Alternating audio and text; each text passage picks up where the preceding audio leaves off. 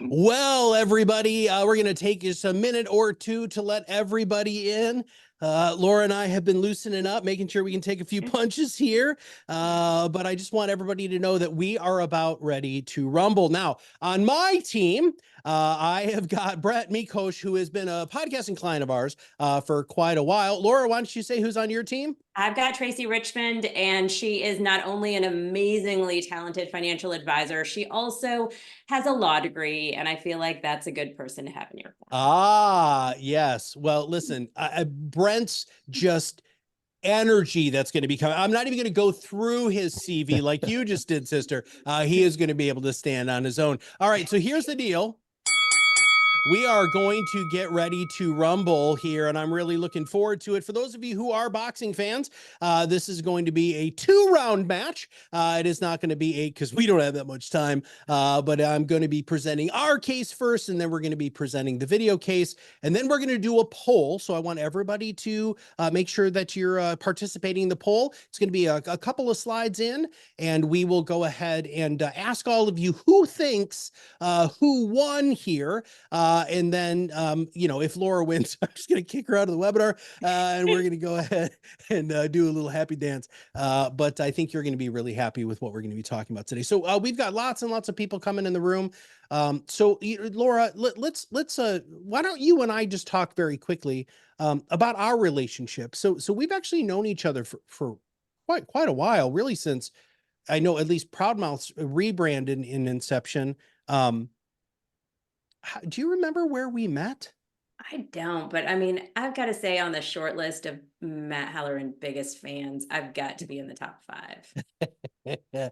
Well, we absolutely love what you guys do at Idea Decanter. In fact, you guys, I was just talking with somebody about video, right? They wanted to have really, really high quality, very focused, video. And I was like, well, you need to talk to my friends at Idea Decanter. And they're like, well, don't you do that? I was like, no, we don't do that. Well, really? So you're going to say no to me starting a podcast? You think I should be doing this? And I was like, yeah, for what you're looking for, they are absolutely the solution. And so we absolutely love you guys. And we've learned so much from you, and we're very grateful for our relationship. Okay, are you guys ready to rumble? Are we ready here? So here Let's it make it is. happen. All right, so this is what's going to be happening, everybody. So we're going to actually be doing live case studies with 2 Raymond James financial advisors. Now, we chose Raymond James financial advisors for a couple of reasons. Number one, because a lot of people don't realize that in these larger organizations that Laura and Idea Decanter and ProudMouth are approved. You are allowed to use us. We went through all of the painful, long, insane process of being able to be an approved vendor. And so, if you are a Raymond James advisor, if you know a Raymond James advisor who's been wanting to, add media to their entire repertoire, please understand that Idea Decanter and ProudMouth are absolutely approved. So we're going to be talking to Tracy and we're going to be talking to Brent about what's going on. Now, when it comes to barriers, right? So Laura, you and I are going to talk about this before we really bring in the case studies here. So when it comes to barriers, what are some of the biggest hurdles that you have found in working with advisors to them actually starting a media journey? Well, I mean, I'm sure you and Brent have never heard this one, but I talk to a lot of advisors who say, I've got a face for radio. Yeah, I've heard that. Yeah. That can definitely, just like the fear of opening up, getting personal, putting your content out. I think that's a barrier. And then compliance, I think, seems like a huge barrier for many advisors, especially if you haven't relied much on marketing in the past and you're just beginning to think about it. Compliance can seem like this big bear that's standing in your way. And what is interesting is, and I think Tracy and Brett could attest to this, that on the other side of that bear, you can just walk right around it. And it's not that complicated. Compliance is actually not there to be the business prevention department that so many of us make it up to be. Yeah. One of the things that I learned in going through this process with another company that shall not be named, one of the things that their compliance people told me is if advisors just asked us this question, everything would change. And that question is, so when you get a no, because that happens a lot, right? You say, what can I do to make this compliant? Oh my God, you are going to make all of those attorneys' dreams come true because they actually do want to work with all of you. They really, really do. They don't want to always say no, but we're always fighting for that lowest common denominator. So, what can I do to make this compliant? If you don't take anything else away from this, working in video, working with content creation, blogs, books, video, podcasts, whatever it is, that is the secret sauce. And I know that it works. In fact, I know our guests today have had the ability to go ahead and really talk about that with compliance. So, okay, so here's what I'd like to do. I would like for Tracy and Brent just to introduce themselves, to our attendees today. And then Brent and I are going to go ahead and we're going to take round one. I'm going to ding the bell again. We're still in the pre-fight warm up here. We're doing our super cool dances down to the ring. So Tracy, why don't you start? Tell us a little bit about you and your practice. And then you can talk about why you started using video with Laura. But first, just tell us about you. Well, thanks so much. I'm so glad to be here. I have been in the business for 20 years, which is just amazing to me now. And I came to Raymond James 12 years ago, which was enlightening. It was like the sun came up in my world, and it's been great since then. And I work mostly with families, small businesses, and I have an all-female team of 8 people working with me. All right. Brent. Good to see you, Matt. Always enjoy spending some time with you. I guess my background's a little bit different in this business. I was actually on the institutional side. I was a member of the New York Stock Exchange as a specialist trader from about 95 to 06. Got into this end of the business, started with Raymond James in 2007, independent contractor division. We're out here in Phoenix, Arizona, and we're focused on people that are looking to exit or are looking for a growth partner in their business in 3 to 5 years. Man, I'm just real quick. Do you see how good he sounds there, everybody? I just want to sound make terrible sure, because if you're in the Southwest, Matt, we have demon trees. The mesquite and the palo verdes are dropping so much so many flowers right now. I've taken a ton of Zyrtec just to be able to do this call today. Well, luckily you also have an amazing microphone that's not making it so that we can hear any of the demon trees. I mean, I know they're not making sound, but if they were true demons, they would be making the sound. All right, so we're going to go ahead and start off with Brent. Here we go, round one. All right, there we go. That was a little delayed, but that's okay. My technology hasn't been working as well as I wanted. All right, so Brent, let's go ahead and talk about. So first off, so Tracy, the similar questions Laura and I know are pretty standard on what we're going to be asking you here. So here's the deal. Why in God's name did you decide to podcast? Well, first, I love it as a medium. So, this morning I woke up at 5 o'clock in the morning. I put an earpiece in. I listened to podcasts to get some news. I went on a run. I listened to a podcast. I've got it on in my car. I think it's just a really, really fantastic medium to connect with, things that you're very interested in, people that you're interested in. And so that's what kind of got me wanting to do this myself, because I thought that it's a really great format to have longer form conversations. I think, we're in a world of 30-second sound bites on one side with regular marketing, regular media. But on the other side, if you can have a really prolonged discussion and dive deep into some issues, there's a ton of value there for people that are willing to take the time to do that. Now, elephant in the room with us, because there's a big difference between the video that Idea Decanter produces and what we produce from a content perspective, because ours is long form content. So how have you been able to manage the compliance piece with these 30-minute episodes and then multiple pieces of social media? How are you able to get that stuff approved? Yeah, I think that there's time and pressure with it. I mean, the compliance teams, to your earlier point, they're not there to keep you out of business. So they're there to keep you in business. But you've got to know there's certain hot button issues that you just can't get near. You're not going to be giving direct investment advice for people, I think. And if you can just have a few things that you're not going to make spending time on, you're going to make sure you avoid. I would say Raymond James Compliance has been overall exceptional. It took us a while to get them to where we wanted to get them. But once they kind of understood what we were doing and that we were not going to put content out there that was going to put either our practice at risk or by extension them at risk, they've been pretty supportive of that.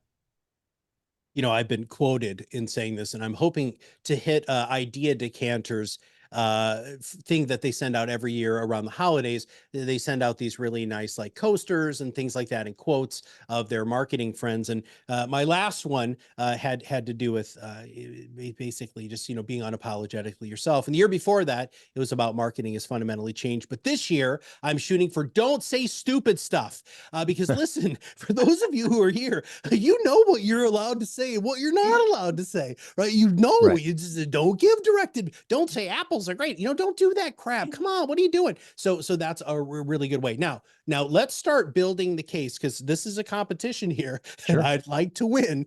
Let's talk about how have you used this to build your business? There's a couple ways. First of all, you know, this is at the bottom of it, it's a people business. And so people, they do business with people they like, they trust, they know you're going to be there for them. In order to build that relationship, I mean, there's math behind this. It's what, 15, 18 different connections that people need to make with someone before they're even going to sit down with you and discuss what's happening in their finances. And this is a way, I think, to build some of that familiarity in a way that's very comfortable and safe for people where they can consume it when they want and where they want. So that's one thing. I think it humanizes you and gives people an opportunity to hear how you might be in a longer form discussion. The other thing is people really like to come and talk about themselves. And it allows you, podcasting for me has been a really powerful way to expand your network. Because if there's somebody that's interesting, that's doing something out there that's fascinating, it doesn't even have to be related to finance. I mean, you can make tie-ins to financial planning and business if you want to keep it purely that way. But you know, this is an economic planet. Money makes the world go round. There's a lot of different ways that money's impacting things. And so if someone is doing something I think is very interesting, I'll say, hey, I host this podcast, and now we've got 70 some episodes out there. So we've been doing it for a little while. And it's always I'm pleasantly surprised at how much people are willing to come in and have that conversation. So now you've tapped into their networks as well and allowed them, given them a vehicle to tell their own story. Okay, but how are you actually measuring ROI and success? You know, you said to me, we first had this conversation before I signed up with you guys, and this is back in the primitive days of podcasting at Raymond James. We could not host on Spotify. Yep. The episodes at the time had to sit on your website. Really cumbersome, total pain, not that easy to consume. And at that point, I was like, well, let me just wait till Raymond James approves this thing. And your comment, which I've never forgotten, was, hey, you know, first of all, if you do it now, you're going to have a lot of content built up. So when you do launch in these better platforms, it's not one episode. You've got a bunch of stuff that's already in the can.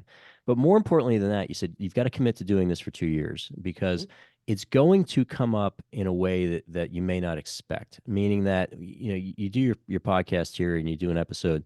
The phone is not going to ring off the hook with people saying, hey, I heard you talk about whatever the issue was. Here's all my money. It just doesn't work that way. However, it's going to come up in a way where you realize it's been meaningful. And from my case, I've had situations where I've been referred prospects that are now clients, where we've been through the whole discovery process and what we do to bring them on board. And this has happened a couple times. At the end of it, they said, you know, I've listened to like 5 of your podcasts. I feel like I know you. And so part of that that relationship was built before they walked in the door. And so it's just phenomenal, I think, at adding credibility to your own story, letting people to get to know you, expanding your networks, but also creating a lot of connection with people before they sign on the dotted line. Well, one of the things that I'm concerned about losing the battle today is the battle because you have created so much content and we demand that from our clients, right? Part of podcasting is they're 30-minute episodes, they're dropping twice a month, and you have to be consistently disciplined to do it. You do it every week. Mm-hmm. Okay. So all right, we're up in the game here even more, brother. How are you coming up with what you're talking about on the show? I think if you like people and you like to have conversations with people, it's not that hard. But let's say that someone's coming in that this might be talking about an issue that you don't know that much about. I mean, here's a case where you can leverage technology. Go to ChatGPT and say, you host this podcast, and you can refine ChatGPT in a lot of ways to speak directly to you. You host a podcast, here's your guest, upload the bio, upload the website. What's 10 great talking points that you can discuss with detail? And so what took me 2 years ago might have taken me 30, 40 minutes to prepare for an episode so I didn't sound like an idiot. I can do it now in probably 2 minutes. And you've got, and what happens, what I think is fun about this as a medium is the conversations often go in directions that you didn't expect, but you're never at a loss for topics and things to discuss because we've got this technology at our disposal now that can literally in 30 seconds create an outline and a framework for you to have a phenomenal conversation with someone in the event that, that doesn't deviate from whatever the most logical course is. Well, You one of the know, things, hold if I on. might, Matt, Oh, all right, go ahead. No, I'm kidding. one of the things that I think is so cool about podcasting is that it can really be a calling card. It can be a reason to reach out and make an introduction. I was talking to an advisor in Kansas City, Missouri, who said the sole purpose of podcasting for him was to give him an excuse to call people who he would like to be working with and ask them if he could interview them and ask them about their success stories. Brent, are you using your podcast that way? 100%. Absolutely, to expand your network. No question about it. And you're coming again, you're not just coming and taking something. You're not saying, hey, I want to talk to you. It's hey, I'm giving you a platform for you to talk about yourself. And in the process of that conversation, you're going to also learn a lot about what they do, what their business is, and a lot about them personally. You sit down and our podcasts, we're all over 30 minutes. We run 45 to 50 minutes every time. We've had some that have gone as long as 2 hours that we've had to cut into multiple episodes. And so, the ability, it's like being out on the golf course without the golfing. You got a long, concentrated period of time to really get to know somebody. So absolutely, as a network, to expand your network, it's invaluable for that. One of the greatest things, and Laura and I have actually talked a lot about this when we see each other at conferences, but previous people who I would have interviewed for the Top Advisor Marketing Podcast will come up to me, and it's the level of intimacy that they feel happened within that 30, 40, 50 minutes that is not, you can't replicate, in my opinion, you can't replicate that anywhere else. You have my full attention, which very few people give anybody their full attention. And if you're on the golf course, you're, thinking about drinks and, hitting a ball wherever the hell it goes and all of that sort of stuff. Right. And so that's a very, very different level of relationship. And you're also giving that guest a gift, and that gift is access to your audience. And that is such a huge thing. I don't think a lot of podcasters lean into that as much as they should. So I know that you do a lot of interview stuff, but you actually have created a lot of your own content yourself. And so you actually have a book. Do you ever use that book as part of the content for your show? I actually don't, because it's a whole separate issue. Because it's not, my book is not finance related at all. But to your point, actually, that's something that's starting in June. I'm going to be on other people's podcasts to talk about the book. Because it's not, it's not a finance related book as much as it is covering a number of other topics. But yeah, I've not leveraged the book at all. I feel like I want to know about the book now. I know, Oh, I know. Yeah, come on. What What are you doing to us here? Can you? This is not a compliance oversight at all. Do you want to tell because listen, I got a whole bunch of people, because I see the list. There are a bunch of podcasters on this right now that might want you on the show. What's the new book about? Well, the book, it's when I left New York City in 2006, I traveled for about a year or so. And at the time, two seminal events in my life when I was in my 20s. One was the collapse of the World Trade Centers. I knew a number of people that didn't make it to September 12th after that. The second was I was a specialist trader down in the New York Stock Exchange, and there was federal investigation that was launched into the floor trading community. So to say that I was a little bit embittered and disgruntled when I left New York City to go on this year-long journey would be an understatement. And so the book was originally written for my son, so that he might see maybe how his dad dealt with a time in his life that might have been a little bit more challenging. And so people read a piece of it and said, you should publish this. And it's up on Amazon. It's gotten good reviews. So that's what the book's about. And we will make sure. Hey, Maria. So Maria's our. Can you go ahead and try to find that? Actually, I know where it is. And when I turn this over to you, Laura, maybe I can go ahead and slap that in chat, brother. But thank you for writing. And I love the fact that there's a little bit of a line, but your Brentness, right, is something that really comes out in the show. All of that who's made you who you are today is such an important component. But our time is up. So we are about to go ahead and switch it over. Here we go. There it is. All right, now it is round 2. Laura, I'm turning it over to you. You can I'm take out it away, sister. swinging. Yep. Okay, let's go. Let's go. Brent and I can relax a little bit. We're in the corner. All right, let's go. My first question for Tracy what was the thing that made you decide to start recording videos and doing video marketing? You actually. You made me believe that I could do it. And I had just moved my book. It had been about a year and a half, and I was full of enthusiasm and had had such a good transition that I felt like the world was open to me. And you convinced me that I had things to say and that clients would want to hear them. And uh, it started off, and you convinced me to be personal from the beginning. I think that was my biggest obstacle, as you were talking about the obstacles. And so some of the first videos we shot are still some of my favorite ones, with my kids and talking about how to raise kids who are smart about money. That has been a lingering sort of perennial favorite that gets a lot of like clicks. So you did it, Laura. You inspired me. I'll take it. One for me. Tracy's got a YouTube channel with 70 or 80 videos, about 500 subscribers. But what amazes me about Tracy is how she comes up with her story ideas. And I think for any advisor, whether you're in video, whether you're in podcasting, this is really crucial. And I want to take Tracy back to a client conversation she had, or a client situation she had, that led to a whole series of videos. Can you retell the story? Yeah. I had a client who had recently retired, and her personality changed dramatically. She was contentious with me in a way she never had been. She couldn't access the lightheartedness that often characterized some of our conversations. And it became such a concern that I reached out to her husband separately, which, I sort of would never have done, but I was very worried.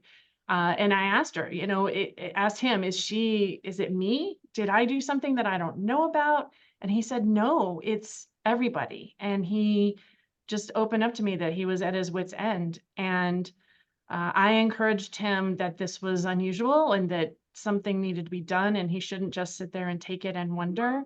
And he reached out to get her help, and it turned out that she had clinical retirement depression.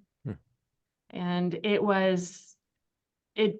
dramatically impacted their lives, her life and their lives.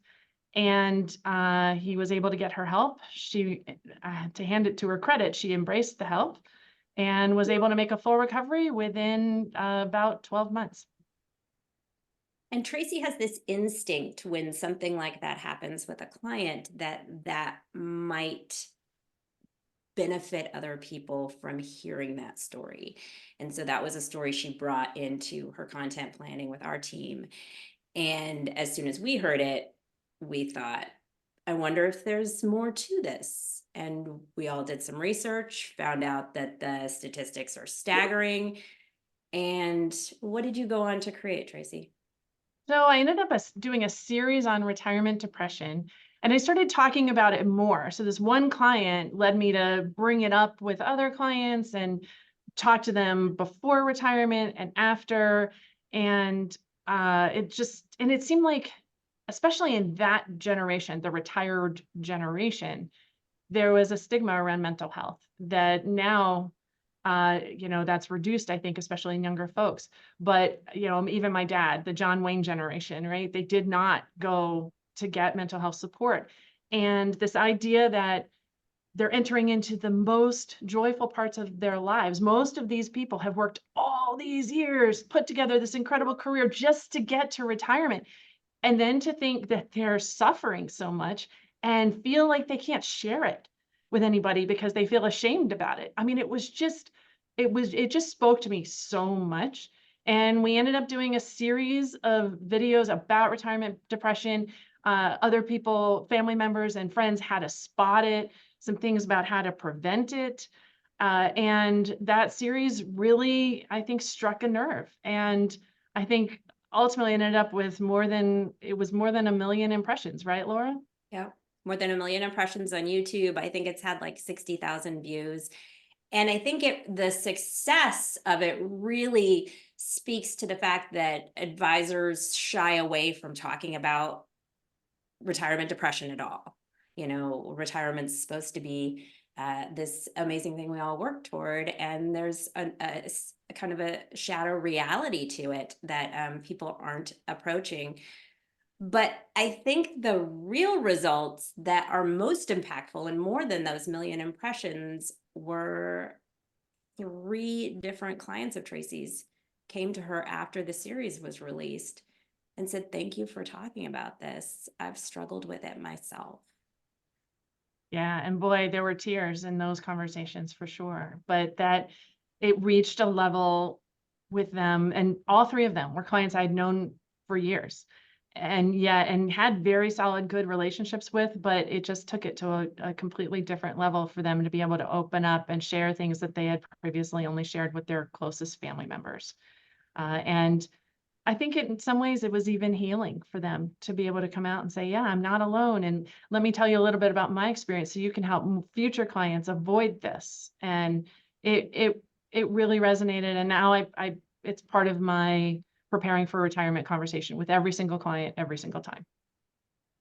So from a steal this strategy standpoint, Tracy is someone that I look forward to meeting with because she's always got such great ideas. We try to bring her a ton of good ideas, but I remember one year she said, "My goal for this coming year is to tell every member of my team, every meeting we have with a client, it has a follow-up email with a video that we've created in it." Not a one-off video, but something related, a piece of content that we have that we can share with them that kind of reinforces our relationship, which I thought was brilliant. Another strategy I would encourage anyone to steal from Tracy was something that she did in 2021. And Tracy, it was just simply making sure an email went out every month to your clients. Yeah, so we started making sure that we had video content that was going out every single month and that we referred to it. You know, we had it sort of top of mind. So we'd talk about it in a meeting, or it would be in our brains. So it would sort of come up.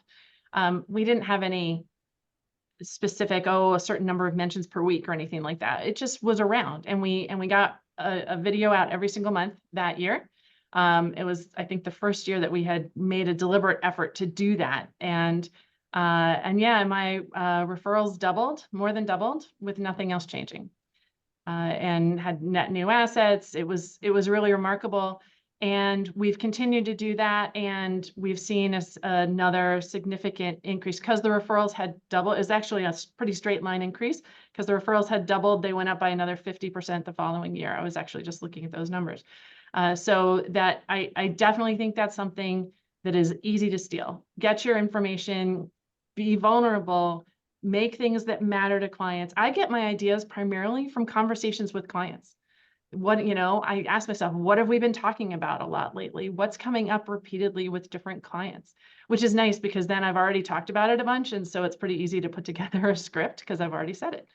And it just gives me my ideas, come up with the content. And then I also try to be really vulnerable and real with the clients. And I think just getting that out there repeatedly so that they can count on it. Clients tell me all the time they look forward to my newsletters because they can't wait to click on the videos. So the year that Tracy doubled her referral rate, she also had 55 million in net new assets coming in the door. And what I hear from so many advisors is that it's hard for me to really draw that direct line between what I'm doing with marketing and the ROI. And this is so true for Tracy. It's true for Brent. If you are not asking your prospects what kind of touch points they've had with you before they actually meet with you, then you have no idea what kind of impact you're having. Sometimes it comes up during that discovery meeting, but having some way to survey prospects as they're coming through your front door or your virtual front door is amazing. It's as simple as surveying them, asking, have you listened to my podcast? Have you visited my website? Have you been on my YouTube channel? Are you getting my newsletter? Those kinds of questions. And then that helps you really link referrals, net new assets to what you are doing and spending on your marketing efforts. Yeah, I had one client or prospective client who's now a client who came in for our first meeting in person. And as she walked in, she was sitting down, she was sort of looking around. She's like, wow, being in your office feels just like your website sounds like it's going to feel. And I Oh, thought, oh, I love that one. oh. Yeah, let me drop your website into the chat if anyone wants to check it out. Well, while you're doing that, Laura, and I realized that we were supposed to do this, and I apologize. So I'm good. We're gonna. I have a couple of questions for Tracy, and I know you have a couple of questions for Brent. So before we bring up the poll, if you don't mind, we're going to close out this round here, and then we're going to go ahead and switch gears a little bit. And Laura, I'm actually going to give it to you immediately to give Tracy just a little bit of a breather. And why don't you ask? Why don't you ask Brent any of the questions that you have about podcasting specifically, and then I'll do the same thing with Tracy. Is that cool? Yeah. Brent, my number one question, and we get this a lot about video too, is, how many people do you have to listen to an episode to know that it worked? Just one person that's the right person. That's really it. I mean, and I think that's the key is who is listening. If you have 1 million listeners, but it doesn't equate into either building a relationship or the bottom line, then what's the point of it? But if you have 5 people listen to it and one becomes a client, then that's where the value is. So I don't know if that's probably as easily measurable as you might like, but I think you just need 1 or 2 people that are very important to you to listen to it. One of the things I think is cool about video and podcasting is that it scales your time because you record it once and then Right. you can share it with many on demand whenever they want. But I know that it's a barrier for advisors to say, I don't know if I have I've got so many clients who need my time. I've got a team I've got to manage. I don't know how I'm going to squeeze this in. What's your personal playbook? How are you pushing out a podcast a week? Yeah, well, a shout out to obviously Matt and his team is they do all the heavy lifting. I just show up for a conversation. I mean, the editing and it's I uploaded to the different platforms and everything else. So in that case, it's very little work for us or our team to have to do that. It's one of my pet peeves is with anyone with anything that is important to them when they say I don't have time. Because you have to ask yourself, why is it every single person on the planet is working with the same 24 hours a day? Some maximize that time and are very successful with what they do with those hours. Other people get nothing done. And so the bottom line is, and I think it's true for everything, whether it's your fitness or podcasting or time with your family, you always have time for things that are priority. And so for me, it's a priority to try to generate one of these a week. And it's on my to-do list every week. Book a guest, release a show. And it's in such a rhythm right now that it doesn't feel like it's that much effort or work to do that. But everybody's got time. The lie that people don't have time to do things that are important to them is just not true. How much time did you spend on Facebook, or how much time did you binge watch Netflix last week? Or how much time did you spend getting sucked into your inbox? Correct. Yep. Well, we actually call that escape velocity here. So Brent and his team have really hit that escape velocity, which is where marketing it is such a part of your routine. And it sounds like, Tracy, this is part of your routine too, that it becomes so much easier to do this stuff. And as you have experienced, content begets more content, right? More ideas for videos, more ideas for podcasts. So Laura, do you mind if I ask Tracy a couple of questions here? Please. All right. Yep.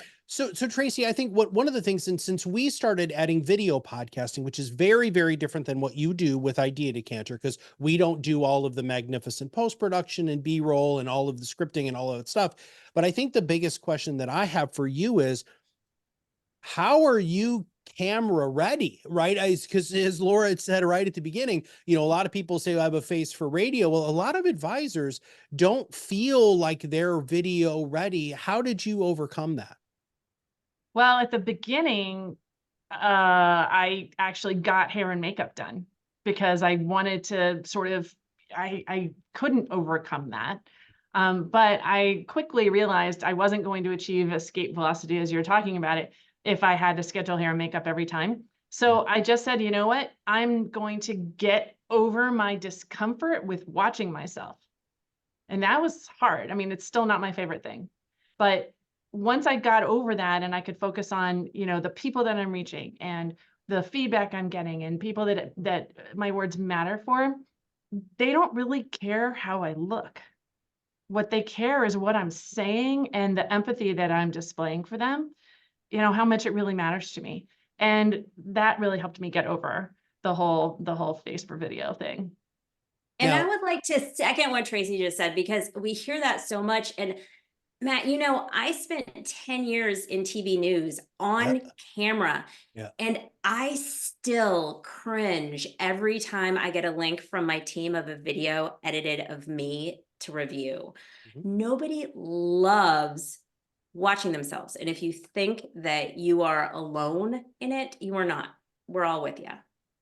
And I had a point to that too, is people today are craving something real. You know, they don't want too much production. They don't want something that looks too slick and polished. I mean, that's why we edit out very little in our podcasts. Stumble over words, who really cares? People are desperate for something real that's not plastic and fake. Well, that's my next question for you. Is this by the way, and I don't think that was very fair. I wasn't here to pull a bunch of heartstrings, which you guys totally went in the other direction there, which has, I have a feeling is going to weigh in your favor, but that's okay. Okay, whatever. I'll just take that on the chin. That's fine. But honestly, so Tracy, how much emotion do you show in these very, you know, intimate videos? Well, I need to keep it together. So I try to call it sincere and not get too, not get too far. And I also, I mean, I'll stay away from things that I can't manage my emotions, right? Okay. Because I'm trying to be helpful, not draw people into my own experiences or, you know. So for example, my dad's health is not great. I'm stepping back from doing content that's related to that sort of stuff. I used to do a whole lot. I did a series on continuing care retirement communities. That's been very popular. But now that my dad is really struggling with it, I can't really talk about it in the same way. And so I'm stepping back from that. But there are other ways to approach it. And then we still, you know, sort of throw back to those videos that I did. And they've been pretty evergreen and still pretty popular. I think they still get a lot of hits. There was a real evolution with Tracy including her kids in her content too, because when they were young, it was an absolute yes. And then as through the years, I think as each of them aged into the teen years, they were like, nope, I'm out. I'm not going to be in your content anymore, Mom.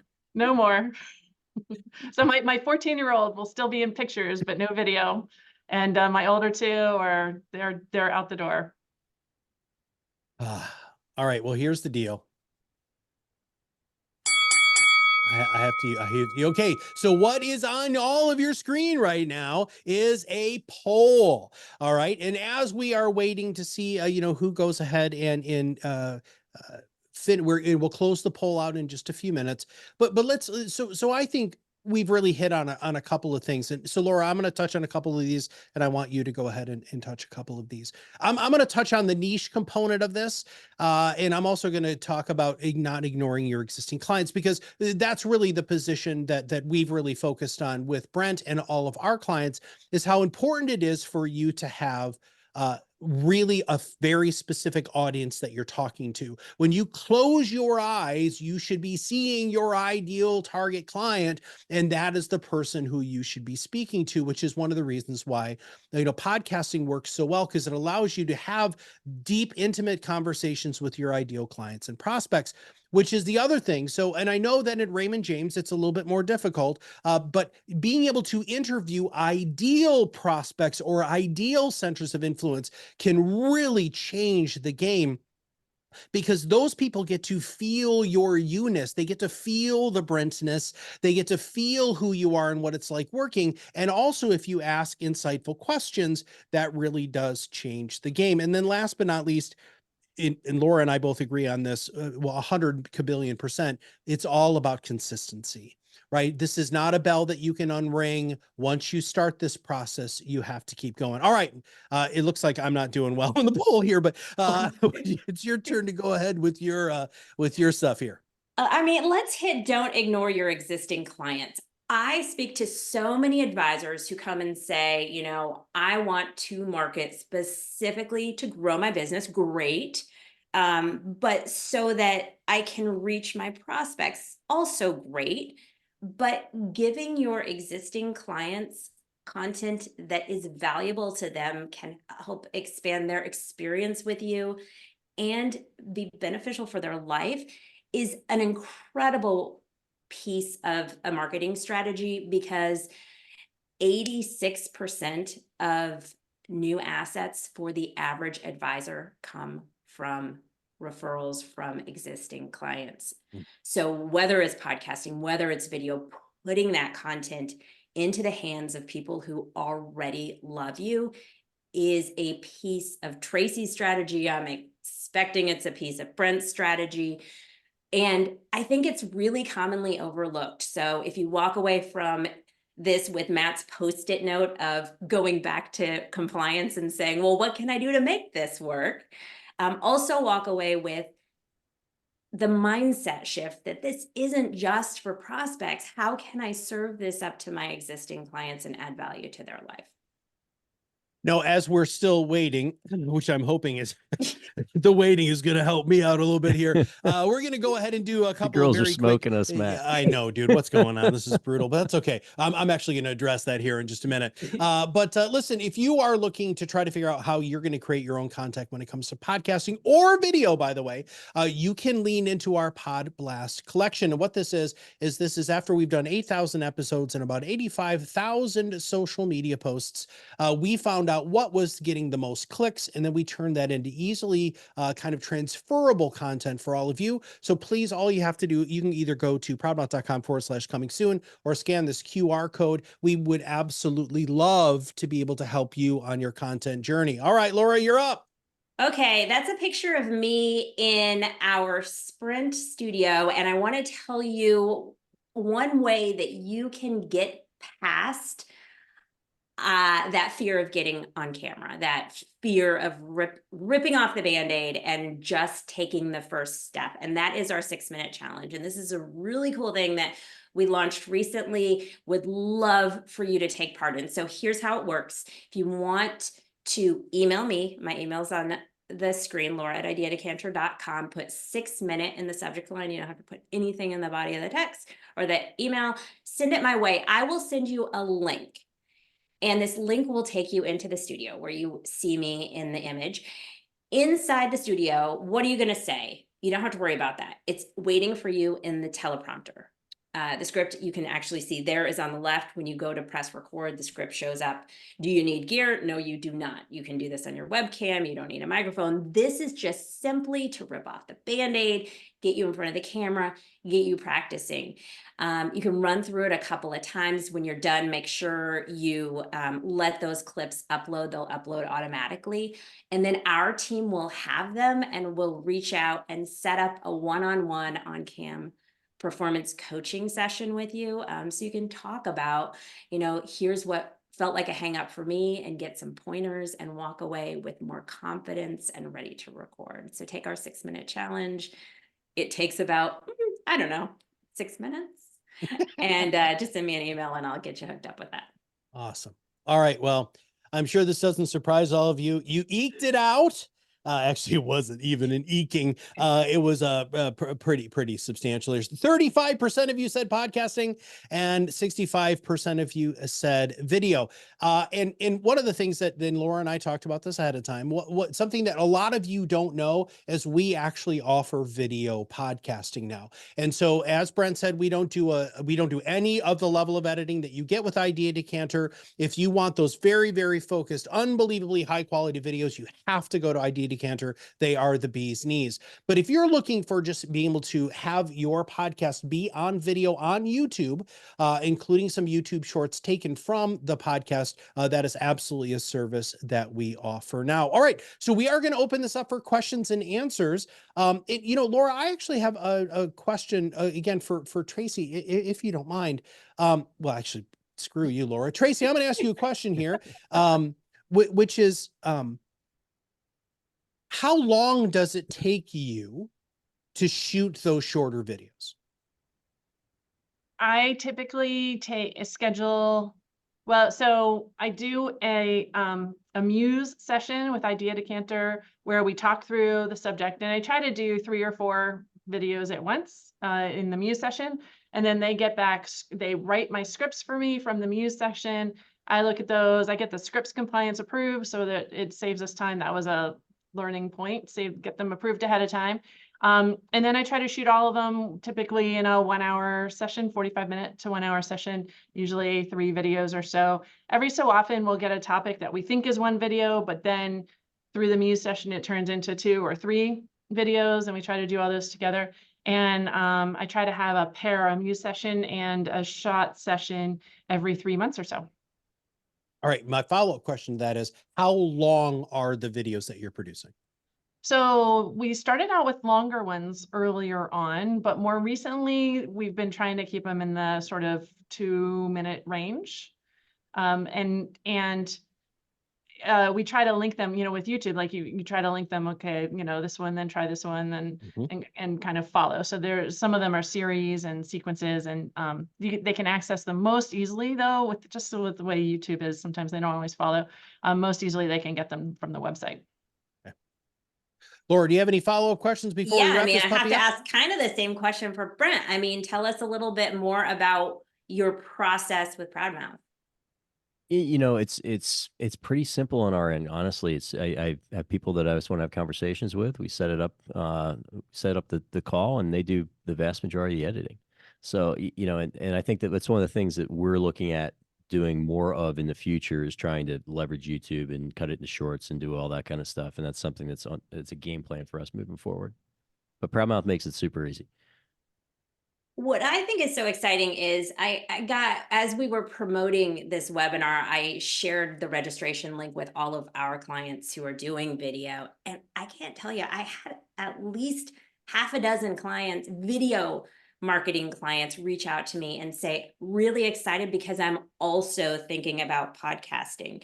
So it kind of got me thinking, what would be good analogies for video versus podcasting? And it's kind of like, East Coast where Matt is, or West Coast where I am, or, Team Taylor Swift or Travis Kelce. Great things about both sides of those, right? Or skiing or snowboarding. Both will get you down the mountain. Both will get you to your results. Some people ski and snowboard. You could do both. You gotta be next level to do both, I think, and have that kind of commitment. But I think both are great options, and especially for Raymond James Advisors, who have the door open and the opportunity to work with compliance, to use the tools that you have to really market your business and get results. Well, I think the one thing. Go ahead. Sorry. This got my wheels spinning a little bit because I think that they're 2 really different mediums. And as I, opened our conversation with, I listen to a lot of podcasts. I've got some people that I'll listen to almost every single day. And I'm on LinkedIn, but the only real social media fix for me is YouTube. I also like YouTube a lot, but I stick to YouTube stuff that's under 5, 6, 7 minutes. I don't watch an hour long or a 40-minute long YouTube video. So I think that, just again, not leveraging YouTube but thinking about how I'd want to use it. I think the idea of, Tracy, to your point, these 2-minute hits on different issues that are important to people, that's consumable in a very easy way that perhaps a longer form conversation isn't. But I think they could both really dovetail and work well together. Yeah, I think as anyone launches a YouTube strategy, you have to remember that YouTube is the second most popular search engine out there after Google. It's owned by Google. And what is so important about that is it is a search engine to answer people's questions. Right. So your content you're posting on YouTube is going to work best there if it is helping to answer questions. I pulled a stat that there is 1 billion hours of YouTube content viewed per day. There's What a the lot of heck? YouTube consumption. Wow. All right, we got two questions, and actually, surprisingly, they're both for Brent, if you don't mind. So we're going to address these. So Brent, I think somebody's throwing up the flag here of the BS flag that this doesn't take you very much time. From beginning to end of you knowing who you're interviewing, getting the interview and done, and all the prep that you need to do, quantify that time. It's on at this point. It's 5 minutes. Seriously, I'll show up. We recorded one on Monday. It was a gentleman that I met at a party for a client, actually, who's got a really, really cool business he's launching. And I threw out the idea of coming on. So I had a background conversation with him for a little while at this party. But then I got online, Google searched him, and literally just, again, ChatGPT has cut down on a lot of that work, where you upload as much information that might be relevant to the conversation. Give me 5, 10 key talking points with subpoints. And it just does not take that much time. Now, Well, my team, they're the ones that they'll submit it to compliance and everything, but we've had very little that has been kicked back from Raymond James. In fact, the one podcast, we did a podcast with Goldman Sachs on direct indexing, and we don't just cover financial stuff. We do a lot of other stuff as well. But Goldman's compliance team had a lot of edits and different things that we had to change on that side. But for the most part, it's at this point, it's pretty turnkey. Now, it wasn't initially. It's like anything. You kind of could walk in, you have a little more confidence, you get better at it. But I could schedule somebody 10 minutes from now and be ready for it. So part of that is, and that was Danielle. So thank you, Danielle, for the question. I think a lot of times, and Danielle, I'm not saying you do this, but a lot of times you guys just really overthink it. You talk for a living, you ask people questions for a living. Just go ahead and do that. And by the way, Jim said to you, Brent, the microphone makes you sound like Barry White sexy. So that was fantastic. It's the Palo Verde trees and the mesquite trees. Yeah. That's The pollen absolutely and the fantastic. microphone. Oh my gosh, I'm dying. So I would really like for both of you, and Tracy, we're going to go ahead and start with you, because you had said that you write the script and submit it to compliance. Let's talk about turnaround time, right? So how long does it take for you guys from submission, or in our situation, since we give Brent all of the documentation he needs to submit to compliance, that's how we do it here at ProudMouth. How long does it take for you to get turnaround with a thumbs up on that? Tracy, you're first. Typically 3 to 4 business days if we don't rush it. If we do rush it, it's they can do it overnight. But I will echo what Brent said. Like, don't say stupid stuff. We figured it out. We stay away from it. They hardly ever change anything in what we're gonna say. Brent, how about you? We always rush it. But our conversations are not scripted, but you guys provide the transcript. And so we submit the transcript, and it usually takes about 2 business days. Okay.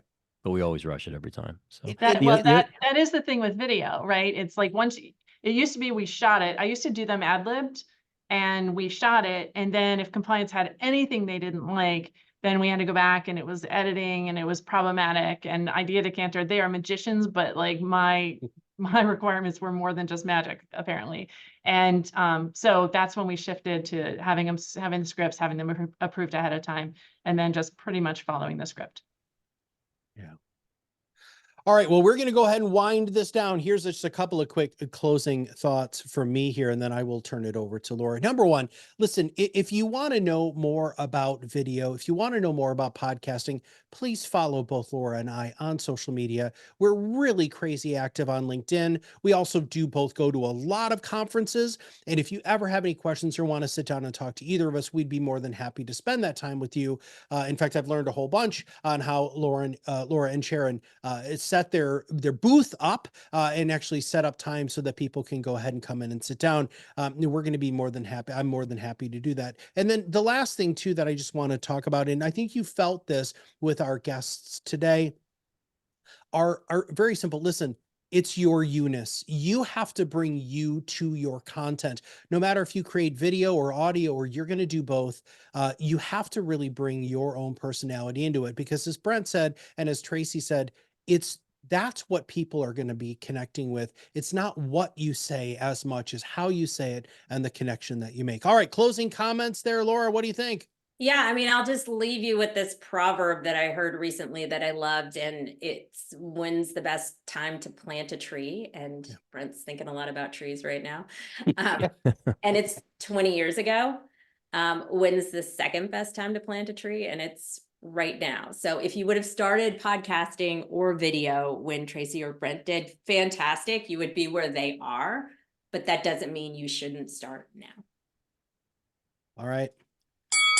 There it is. Well, I have to say that as much as I'm not a huge fan of losing, you guys won at least the poll. I think we won the hearts and minds, but whatever, that's fine. That's all right. Well, listen, everybody, I want to thank all of you very much for spending some time with me today, and Laura. And lastly, listen, you're going to get a video, a recording of this. And so listen, I know you know Raymond James Advisors, you know other advisors who need to start their content journey. Please, please, please share the link to this webinar with all of them. We're going to make sure that this is public as heck in order so we can get as many people as possible. Because here's the deal. If you are a Raymond James advisor or not, you have to stop being the best kept secret in your area. And you can do that by creating unbelievably high quality, very engaging video with Idea Decanter, or you can do it with the podcasting system that we have here called our Managed Influence Service. So for Laura and me, we will see all of you guys on the other side of the mic very, very soon.